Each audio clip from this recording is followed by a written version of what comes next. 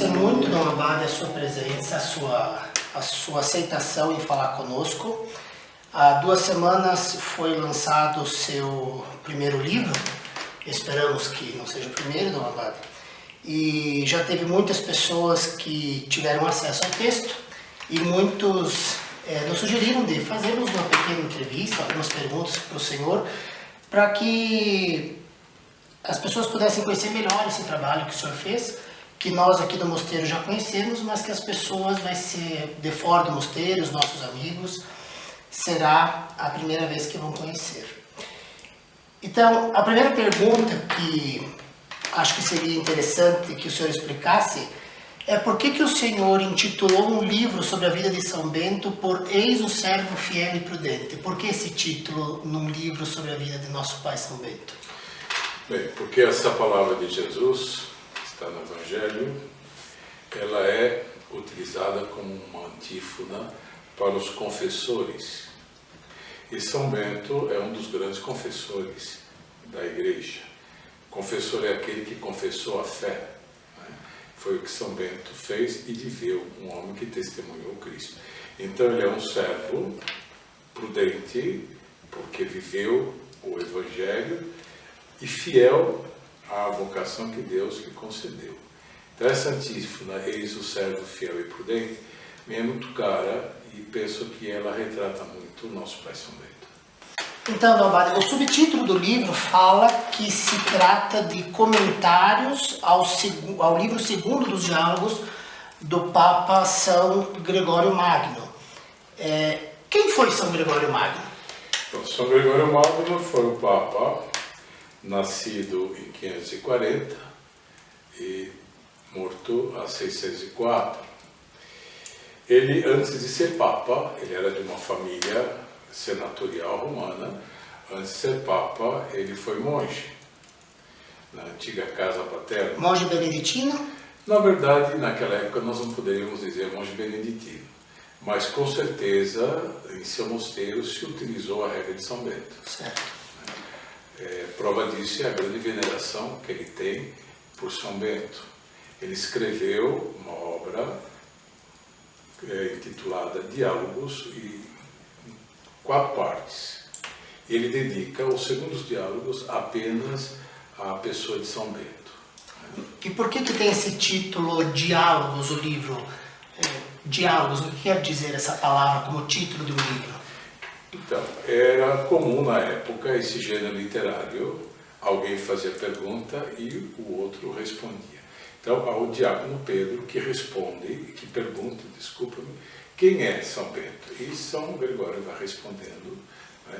Ou muitas vezes São Gregório responde e o diácono agradece a explanação toda que ele faz de São Bento. Então, vamos ver se entendemos bem. Então, São Gregório escreveu 4 livros intitulados Diálogos, sim, ou um livro chamado Diálogos em 4 partes, sendo que o segundo é só sobre a vida de São Bento. Certo.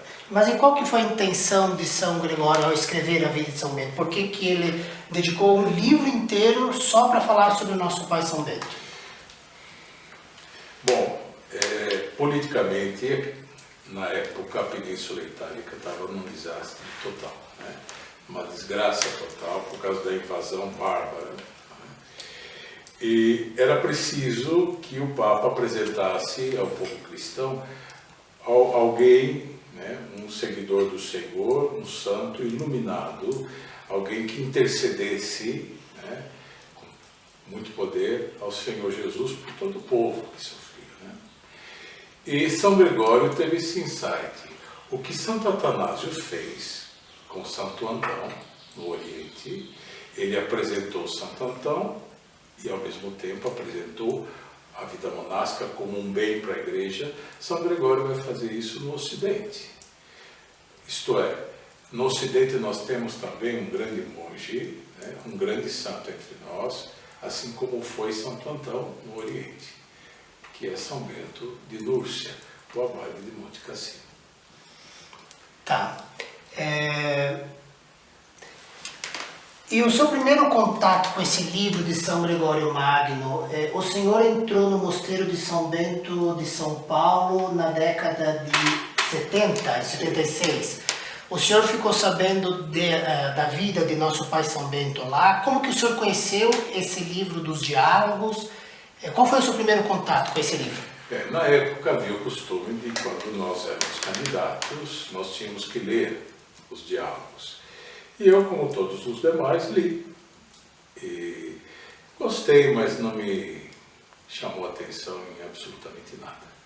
Até achei um pouco estranho um homem tão milagreiro, tão taumaturgo quanto São Bento, né? A nossa formação toda era apenas em cima da Santa Regra na época. E eu só tomei conhecimento mesmo dessa obra de São Gregório Magno mais a fundo quando aqui em Ponta Grossa eu descobri um estudo de um monge francês já falecido, Dom Adalbert de Vogüé, que faz um estudo sobre os diálogos de São Gregório Magno, sobre a vida de São Bento. Era monge de qual mosteiro? Esse monge era de La Pierre-que-Ville, mosteiro na França, né?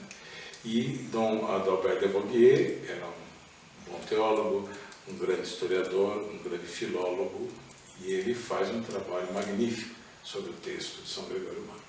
Certo. Mas esse livro dos diálogos de São Gregório é a única fonte que nós temos sobre a vida de São Bento? É a única. Mas e a regra de São Bento? Qual é a relação do estudo da regra com o estudo dos diálogos? Qual a importância de se conhecer os dois temas? Não poderia se falar que se conhece São Bento só pela sua regra? Sim, pelos frutos conhecereis a árvore de Jesus. Mas é muito importante, quando nós conhecemos a obra de alguém, conhecer o seu autor. E na nossa maneira de ver aqui no mosteiro, é preciso conhecer primeiro a pessoa de São Bento e em seguida a sua obra. Até porque existem situações e doutrinas dentro do texto dos diálogos que nós não encontramos assim com muita clarividência na regra. E existem textos da regra, né? A regra são normas, é normativa, que nós não percebemos assim uma aplicação tão forte e direta na vida de Monte Cassino quanto parece ser, né? Por exemplo, parece ter sido. Um exemplo que o senhor possa nos dar para clarificar as pessoas que vão nos assistir? São Bento é muito exigente com silêncio, com razão. É um grande valor do monaquismo. Então, quando nós lemos apenas o texto da regra, a impressão que dá é que Monte Cassino, realmente, os monges eram muito disciplinados, perfeitamente disciplinados em relação ao silêncio. E nos diálogos a gente percebe que não. Há um episódio, por exemplo, que os monges iludidos vêem um fogo na cozinha, há uma gritaria no mosteiro. Isso na regra é impensável, gritaria coletiva. Isso não existiria. Se a gente lê só o texto da regra. É no livro dos Segundos Diálogos que São Gregório vai elogiar a regra de São Bento como uma regra equilibrada, com a discrécio.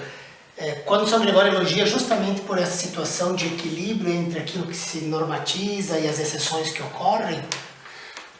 São Gregório elogia o texto da regra por notável, pela sua clareza, né, do latim. Quer dizer, não era um latim clássico, nem vulgar, era um latim que tinha acesso, né? Um latim acessível às pessoas.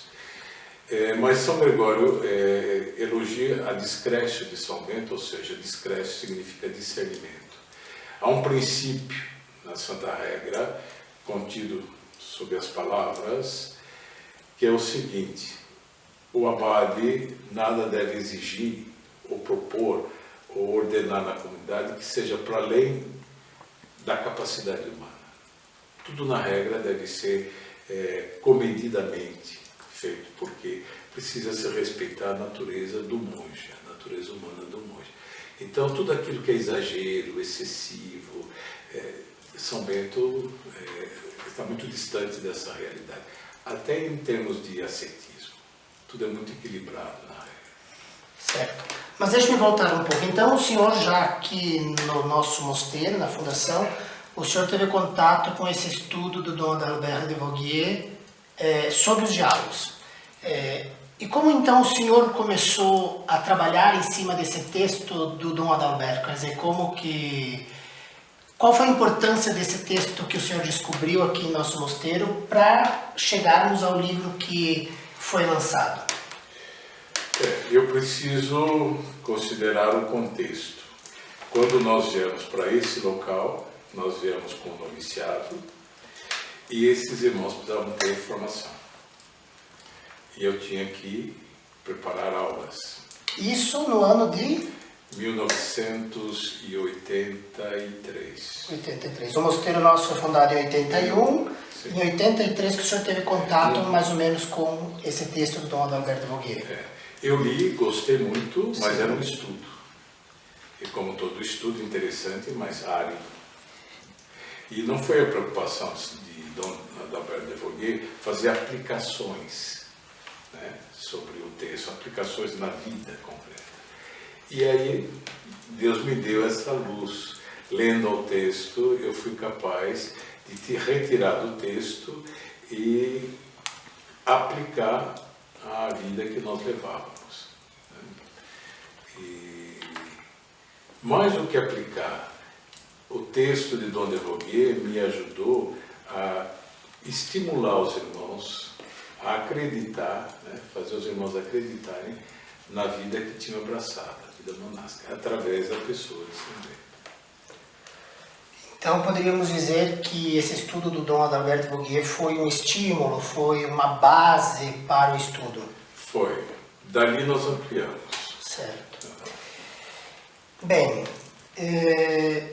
o senhor então preparou esse texto, o senhor se debruçou sobre o estudo do Dom de Voguet, sobre os diálogos, o que nós podemos chamar de tradição. Estamos gravando esse vídeo no dia de Pentecostes, onde os apóstolos recebem o Espírito Santo para anunciar o Evangelho, manter a tradição viva. Então poderíamos dizer que é uma tradição. São Gregório escreve de São Bento, Dom Adalberto Voguet estuda esses diálogos, agora o senhor estuda o estudo de Dom Adalberto e passa para frente. E o senhor fez isso para a formação dos irmãos. Mas foi só na formação dos irmãos que o senhor usou esse texto, ou o senhor também utilizou esse texto em outras realidades, fora do mosteiro? Sim, utilizei em outras ocasiões para retiros. Certo. E alguns cursos. Porque, de fato, isso tudo que foi elaborado foi diretamente orientado para a formação dos monges, mas se extrapola a essa realidade. Esse texto também tem muito a ver com a vida dos leigos, né, sobretudo aqueles que estão muito próximos, né, e perto da realidade monástica beneditina. Certo. Então, quer dizer, no mundo monástico, em muitos mosteiros já se conhece esse trabalho que agora vem em forma de livro, mas já acabam conhecendo, mosteiros femininos, masculinos, já conhecem esse texto. Exato. E também, durante alguns anos, o nosso informativo publicou trechos desse estudo. E por que agora, somente no ano de 2020, o senhor decidiu publicar o livro de São Bento? Esse livro, que outrora o senhor já havia passado em mosteiros, já havia pregado o retiro em cima desse livro do senhor, mas por que agora publicar abertamente para todas as pessoas que desejam? Assim, a pedido delas, muitas pessoas me pediram que eu publicasse. É óbvio que depois de 30 anos, ainda tem um pouco de segurança, né? É natural. Mas eu percebi também, constatei que as pessoas aproveitavam esse trabalho todo. Então achei que era importante que elas tivessem em mão um livro para poder, assim, para a vida pessoal e também para a formação dos monges e monjas, né? Dos oblatos, enfim, dos cristãos em geral, né? O ano que vem nós vamos fazer 40 anos de vida aqui em Ponta Grossa, de fundação. Eu penso que isso também revela um pouco o fruto, né, da obra que Deus começou em nós e continua. Né? Certo. Eu queria voltar um pouco ao texto, Dom Abade, que é o seguinte. O senhor então disse que São Gregório, que foi papa, foi monge, não necessariamente monge beneditino, como nós entendemos hoje, então escreve, um homem influente, escreve a vida de São Bento. em forma de diálogo, o senhor disse que eram perguntas e respostas. Mas de que maneira que o Papa apresenta São Bento? Ele vai escrever de uma maneira biográfica, com dados precisos, ou são dados não reais, dados aproximativos? Como que ele apresentou nosso pai São Bento? Ele não fez uma biografia de São Bento. Certo. O texto é mais um texto catequético do que biográfico. Mas há elementos históricos.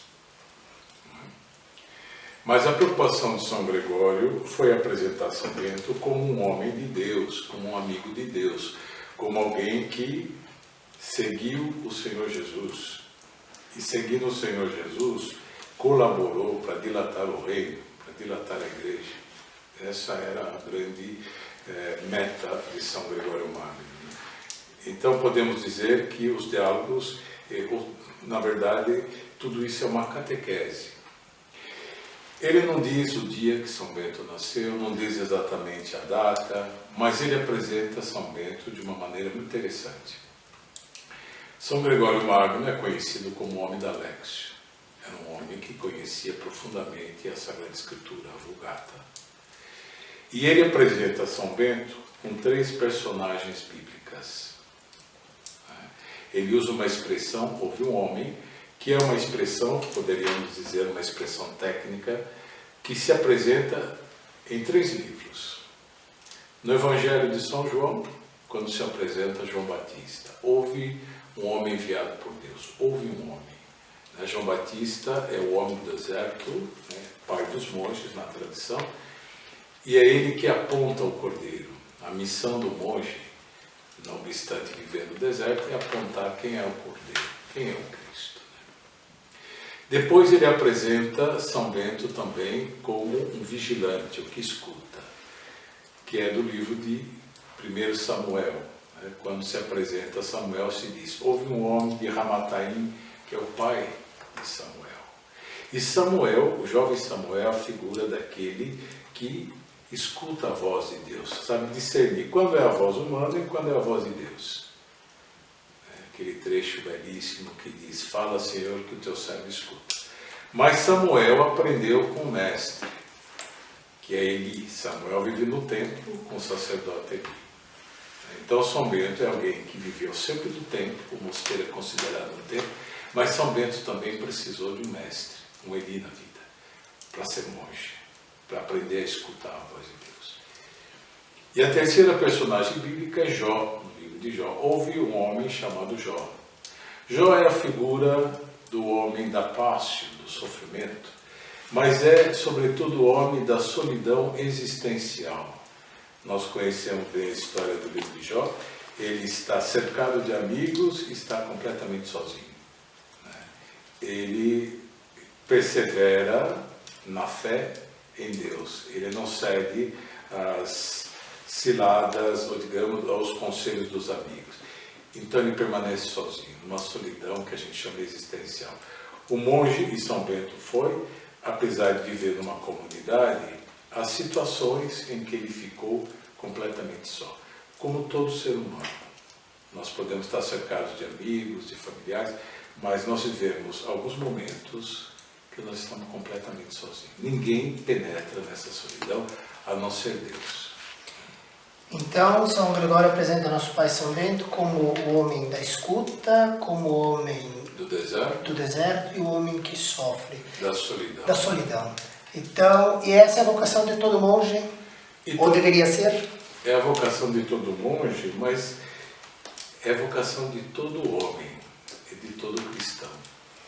Nós vivemos essa realidade num espaço eclesial que é o mosteiro, mas um homem casado vive esse aspecto no espaço eclesial de uma família. Eu penso que essa realidade é do ser humano, e do ser humano que foi iluminado pelo Espírito Santo. Certo. O senhor falou que Samuel é discípulo, né? Discípulo de Eli, mas São Bento começou a vida numa gruta, sozinho.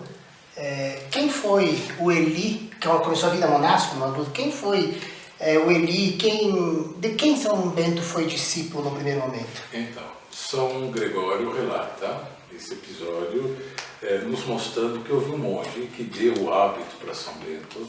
Dar o hábito significa introduzir o discípulo, o jovem, na tradição. Foi o monge romano. Era um monge de um mosteiro ali próximo a Subiaco. Então o monge romano é a figura do Eli para São Bento. Até porque na tradição monástica ninguém é autodidata, ninguém se faz monge, é feito monge. Como ninguém se batiza, né? Nós somos batizados. Como ninguém se ordena, nós somos ordenados. Como ninguém se consagra monge, eu sou consagrado monge pela igreja.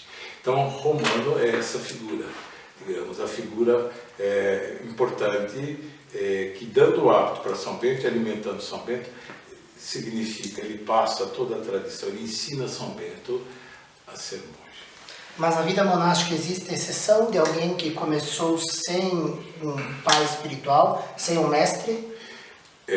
A tradição sempre insiste que todos tiveram um pai espiritual, mas houve exceções, e são chamados os teodidatas, aqueles que o mestre é o próprio Deus. Certo. Mas isso é uma exceção à regra. Muito bem. Uma das perguntas que nos foram feitas em relação ao seu livro, e que agora eu repasso ao senhor, e que penso que é muito conveniente, é o seguinte. Logo nos primeiros capítulos, o senhor fala da vida contemplativa e da vida ativa de São Bento, a bios practicos e a bios angelicos, né? E faz uma comparação às comunidades religiosas que comumente nós dizemos hoje comunidades de vida ativa ou de vida contemplativa. E o senhor fala que essa dicotomia entre vida ativa e vida contemplativa na vida monástica não existe, ou pelo menos não se entendia desta maneira. Então, o senhor poderia explicar melhor como entender vida contemplativa e vida ativa? A nomenclatura que se utiliza até hoje na igreja de vida ativa e vida contemplativa não corresponde, não é, à expressão que se utilizava na época de São Bento e mesmo anteriormente. Isso tem origem no Evagrio, um padre da igreja, Evagrio Pontico, e que São Bento conheceu através de um outro monge chamado Cassiano, que traduziu para o latim toda essa doutrina. Na verdade, a vida ativa é a vida ascética.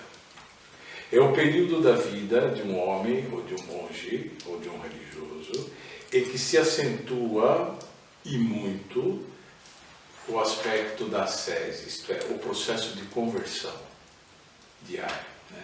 Conversão a Deus.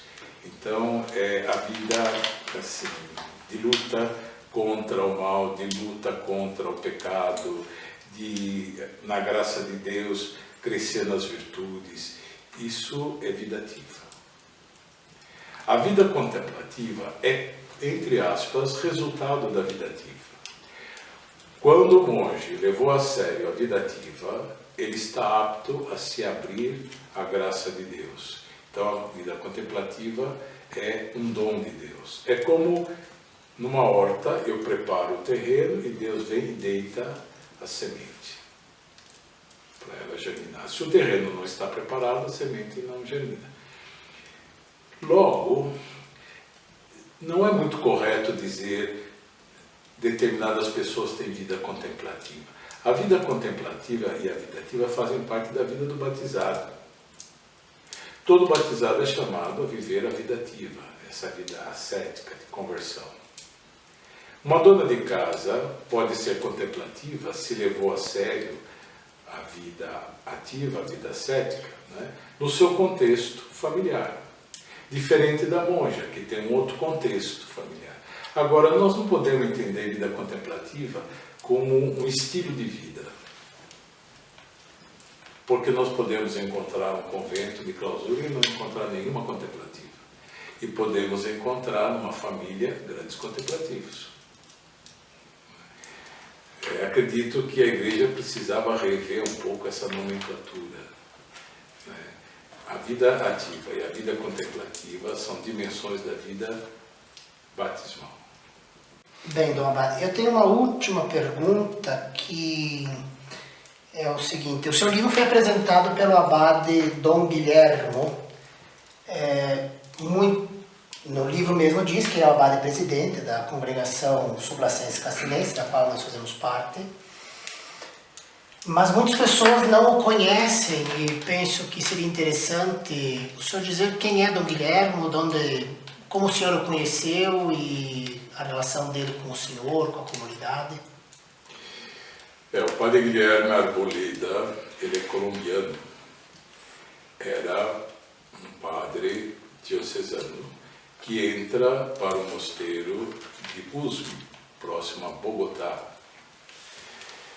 E depois de sua formação foi mandado a Roma para estudar monástica. Ele não foi colega meu em Santo Anselmo, mas foi colega de outros irmãos aqui do nosso mosteiro. Isso na década de 80, 90? 88, 89, 90. Certo. Quando ele volta para Usme, ele é feito prior. E Usme estava já engolida, o mosteiro estava já engolido pela periferia de Bogotá. Prior conventual. Prior conventual. Certo. E aí ele toma peito de sair de lá e ir para um outro lugar, distante da cidade, que é o mosteiro de Guatapé, que é um lugar belíssimo. E lá ele construiu, eles terminaram de construir o mosteiro não faz muito tempo, foi abade, primeiro abade de Guatapé, e por fim o mosteiro de Medellín, próximo até a Guatapé, precisou de um superior e ele renunciou ao abaciado de Guatapé e foi servir a comunidade de Medellín. Depois foi eleito abade, presidente da nossa congregação, e hoje vive na Cúria de Santo Ambrósio, em Roma. Mas e o seu relacionamento com ele, como que o senhor o conheceu? Pois é, foi no primeiro congresso que eu estive em Roma. Em que ano? Isso foi em 91. E nos conhecemos e houve uma empatia muito grande. E de lá para cá ficamos sempre muito bons amigos. Toda vez que nos encontrávamos e tínhamos algum contato, e essa amizade cresceu muito. Então eu tenho muito carinho por ele, muito carinho. E ele já conhecia esse texto? Já utilizava anteriormente? Já, e uma vez que esteve aqui nos visitando, eu dei o texto das minhas aulas e ele utilizava lá no noviciado em Guatapé. Muito bem, Dom Abade. Então, nós queremos agradecer a sua permissão de gravar conosco para o nosso canal no YouTube. Muitas pessoas nos incentivaram a fazermos uma pequena conversa com o senhor sobre o seu livro. Nós, seus filhos, seus irmãos, claro, fazemos votos que o livro seja muito bem aceito e seja conhecido, porque o texto realmente é bastante único. Não sei se o senhor tem conhecimento de algum outro estudo nesta linha. Não. Há um estudo de Dom Anselmo, mas é numa outra linha, numa linha, digamos, mais da terapia. Certo. E nosso Pai São Bento cada vez é mais conhecido e venerado no nosso mundo católico, graças a Deus, e pensamos que o livro será de grande utilidade. Então fazemos voto que ele realmente seja bem aceito e que não seja o único livro. Quem sabe nos próximos anos poderemos lançar, o senhor poderá se debruçar em outro estudo, numa outra área, que será muito bem-vindo. Muito obrigado, Dom Abade. O meu desejo que esse livro colabore com que é a expressão que eu gosto tanto, que é da Patrícia, que esse livro colabore para dilatar o reino de Deus. Nessa intenção, a primeira intenção da publicação, é por amor à Igreja. O seu lema abacial é Amicus Autem Sponsi, que é justamente da passagem de São João Batista, ele que aponta o cordeiro, que é o amigo do esposo. o livro, nesse sentido, é uma forma do Senhor também apresentar nosso Senhor Jesus Cristo através de São Bento. Exatamente. São Bento também foi um amigo do esposo.